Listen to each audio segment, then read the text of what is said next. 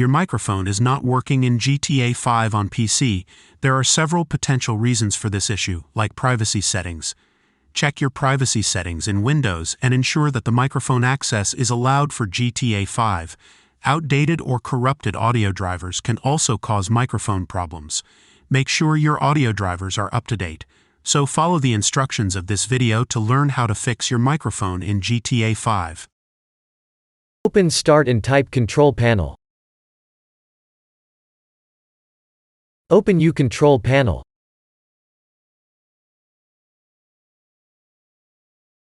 Click on Hardware and Sound.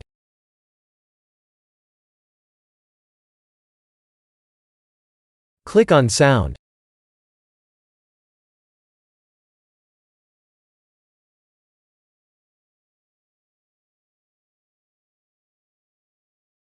Open the Recording tab.